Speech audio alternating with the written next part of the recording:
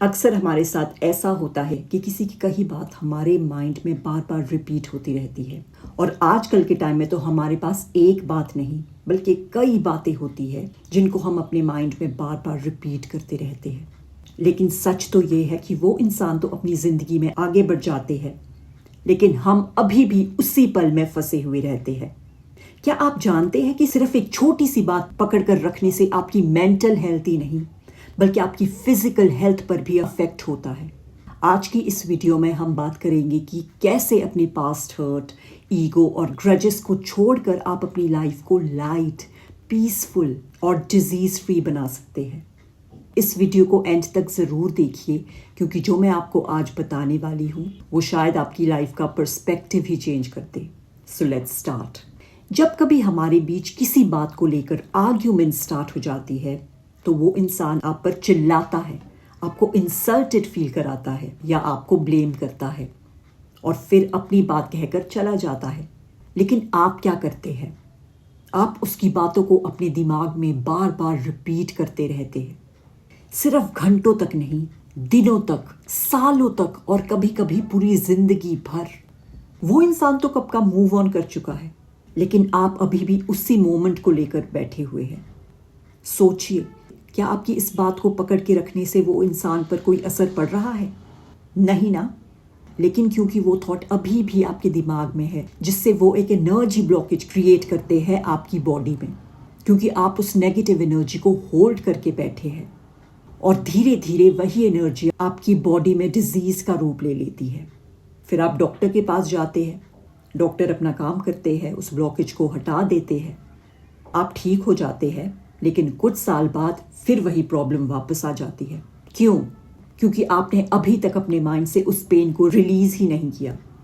जब तक आप अपने नेगेटिव थॉट्स को रिलीज नहीं करेंगे, आप कंप्लीटली हेल्दी बॉडी एक्सपेक्ट नहीं कर सकते, क्योंकि आपका माइंड डायरेक्टली आपकी बॉडी को इम्पैक्ट करता है।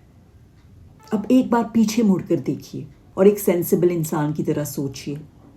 वो इंसिडेंट सिर्फ 2-3 मिनट का था, लेकिन आपने उसे इतना इंपॉर्टेंस दे दिया कि उसका असर आपके हेल्थ, आपके पीस और कभी कभी आपके रिलेशनशिप्स पर पड़ गया। क्या ये सही था? अगर किसी ने गुस्से में कुछ बोल दिया तो याद रखिए, गुस्से में इंसान का लॉजिकल माइंड बैक सीट ले लेता है और इमोशंस डोमिनेट करते हैं और हम वो बोल देते हैं जो शायद हम दिल से कभी कहना ही नहीं चाहते थे। बाद में रिग्रेट भी होता है, लेकिन फिर ईगो बीच में आ जाती है और ये ईगो आपको सालों तक उस बात को भूलने नहीं देता। आप खुद से बस इतना कहिए, मेरे लिए मेरे रिलेशनशिप्स इस ईगो से ज्यादा इंपॉर्टेंट है। जब आप उस थॉट को अटेंशन देना बंद कर दोगे तो ईगो धीरे धीरे फेड हो जाएगा, बिल्कुल एक अनवांटेड चीज की तरह। इसीलिए अपने पास्ट हर्ट्स को रिलीज कीजिए। सिर्फ सुनने से कुछ नहीं होगा, आपको इस पर कॉन्शियसली काम करना पड़ेगा। उन बातों को सालों तक क्लिंग मत कीजिए। सोचिए कि जो कुछ भी कहा दोनों तरफ से गुस्से में कहा गया। ईगो को फीड करने के बजाय थोड़ा पॉज लीजिए और कुछ घंटों बाद एक दूसरे से कामली बात कीजिए और कहिए, हम दोनों को पता है कि हमारा इंटेंशन ये रिलेशनशिप तोड़ने का नहीं था। थॉट्स नहीं मैच हुए, दैट्स ओके। और गुस्से में एक दूसरे को बहुत कुछ कह दिया जो कहना नहीं चाहिए था, लेकिन अब हमें ये डिसाइड करना है कि पूरी जिंदगी भर इस बात को लेकर बैठ जाए अपनी ईगो की वजह से, या फिर उस बात को भूल जाए, क्योंकि रिश्ता एक बार टूट गया तो उसको जोड़ना मुश्किल हो जाता है। And that's why we need to forgive each other, forget whatever happened and never think about it और discuss about it with anybody and let's lead a normal life again. आपको याद है बचपन में जब हमारे पेरेंट्स हमें डांट देते थे या स्कूल में टीचर्स पनिश कर देते थे, क्या आपने उस टाइम की बात को लाइफ भर पकड़ के रखा? नहीं ना। फिर बड़े होते ही इतना सीरियस क्यों हो जाते हो चीज़ों को लेकर? ऐसा इसलिए होता है क्योंकि हम ईगो को ज़्यादा इंपॉर्टेंस देने लगते हैं अपनी लाइफ में, और ईगो आपको मेंटली और फिजिकली वीक कर देता है। लेकिन हाँ, एक और सिचुएशन भी होती है। कभी कभी ऐसा होता है कि आप दोनों ने एक दूसरे को बहुत चांसेस दिए हो, लेकिन वो सेम पैटर्न्स फिर भी रिपीट होते रहते हैं।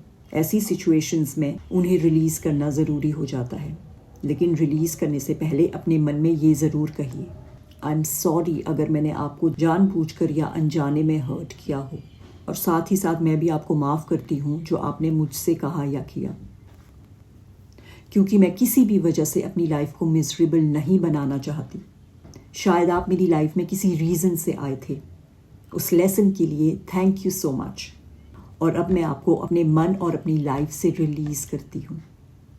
रिमेंबर, ये आप उनके लिए नहीं, खुद के लिए कर रहे हैं, क्योंकि ग्रजेस कभी आपके फेवर में नहीं काम करते और आप ऑलरेडी उन्हें फॉरगिव कर चुके हो, ये याद रखिए। अगेन कभी पुरानी यादें वापस भी आ जाती है तो बस उन्हें ब्लेसिंग्स भेज दीजिए और आगे बढ़ जाइए, क्योंकि आप कुछ बेटर डिज़र्व करते हैं। तो आज के लिए बस इतना ही, और अगर आपको ऐसी माइंडफुल और लाइफ ट्रांसफॉर्मिंग वीडियोस पसंद आती है तो चैनल को ज़रूर सब्सक्राइब कीजिए। Sending you love and light. Until then, take care.